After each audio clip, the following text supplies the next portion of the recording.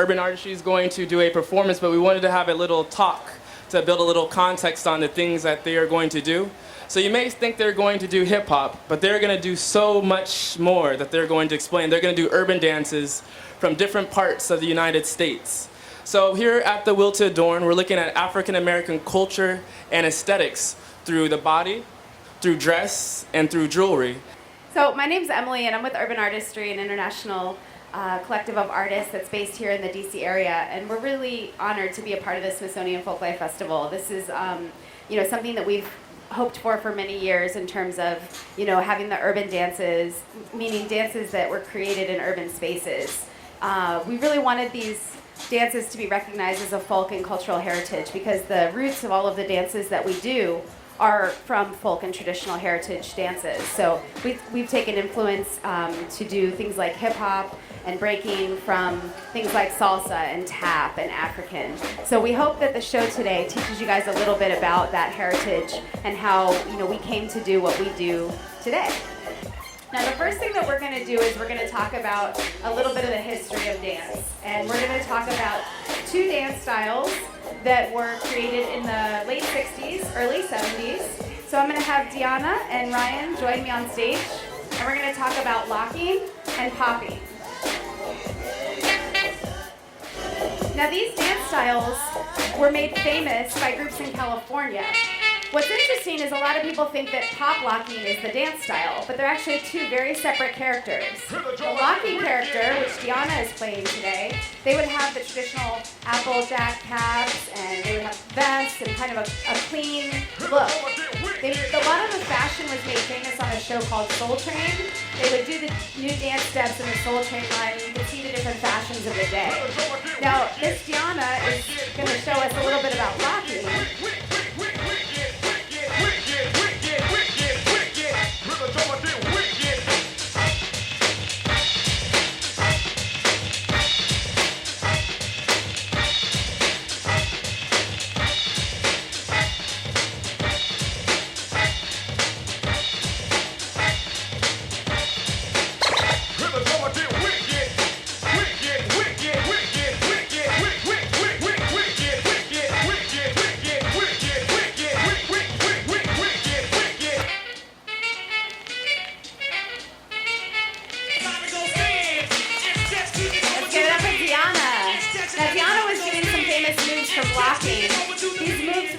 Famous by Don Campbell in the 70s. He was trying to do the funky chicken, and he got stuck, and he made up this move called the lock. And he just rolled with it. He kept adding new things to it, and like I said, it became famous on a show called Soul Train. Also, the TV show What's Happening had a character named Rerun, and he was in the famous group The Lockers, which was led by Don Campbell. Now, to switch to a totally different style, which is often sometimes lumped together, we have popping. You're going to notice right away the robotic movement. The robotic movement is probably what's most noticeable and most understood by folks that have seen the dance. Now, in the Bay Area, in the 70s, the strutters would create their own costumes. They generally followed an outer space type of theme. They wanted to have innovative costumes that accented their joints to show the flow of the waving and the boogaloo steps. And they had different movements like hitting, which is where the name pop came from, which is an isolation of the muscle. And they took a lot of their influence in terms of their steps and their choreography from old groups like the Temptations, where you would have 3 or 4 fellas, working together in patterns. And they did a lot of movement like these guys. They would take a lot of influence from these shows. Now Ryan's going to show you a little bit of popping and strutting.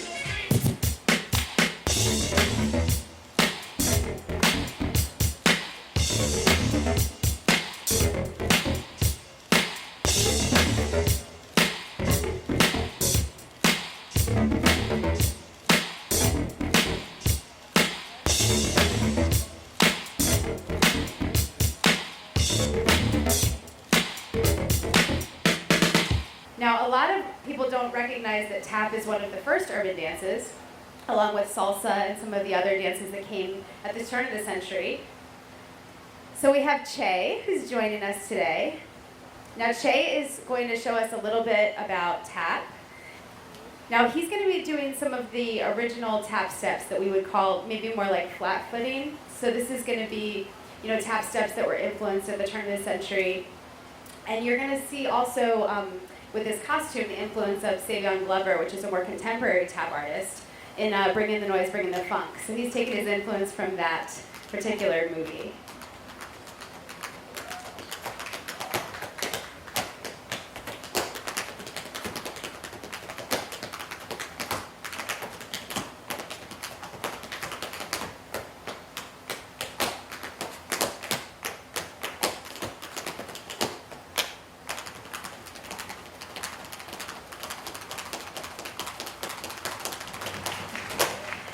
A lot of folks don't realize that there's a huge influence from martial arts in dance. Now, martial arts is not a dance in itself. It's a form of combat. It's a competition style. It's a form of training and discipline. The particular martial art that we chose to focus on today is Chinese Wushu. Now, Risky's dressed in the traditional Shaolin style of costume, where they would wear the silk for performance, but then they would wear cotton or maybe linen for practice. The sash would normally be worn around the shoulder, opposite the sword, and the shoes are lightweight in order to be able to accent the slaps and the kicks. There's lots of other martial arts that influence dance, but we don't have a lot of time, so we just chose one of our favorites.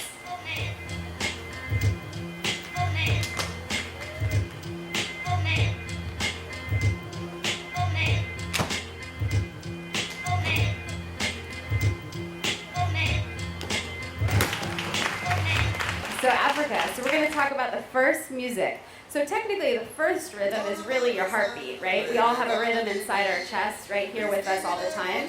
But from that rhythm, we can be inspired to create new rhythms. And that's what happened with the drum. Now the drum influenced dance, just like most music will influence dance. And Africa is a big continent with many countries and villages and tribes. So Miss Toyin here, she has studied a lot of East African and a lot of West African dance. So we only have enough time to show you some of our favorite moves, but I do encourage you to study the particular dances and understand where the movement comes from and how it influences the contemporary things that we do today.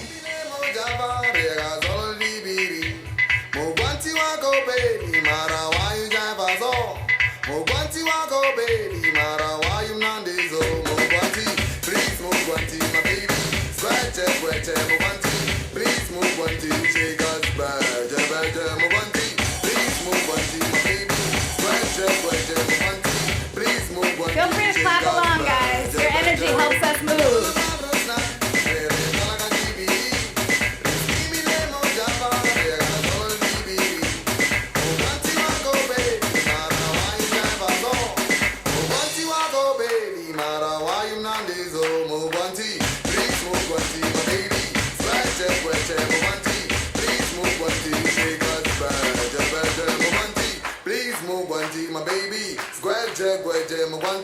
Please move one tea, shake us better, better.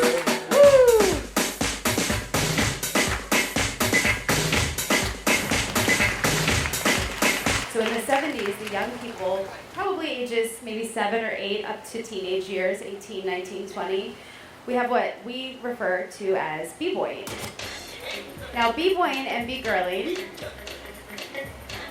is often known as breakdancing. Now breakdancing is a term that was created by Time Life magazine. They went to New York, took some pictures of the kids dancing, asked them what they were doing, and they said, we're b-boys. They said, what does B stand for? They said, break. So they said, all right, these kids were breakdancing. And the media took that term, and that's how everybody referred to it from then on. But the traditional style of b-boy and b-girl referred to it as just that, b-boying and b-girling.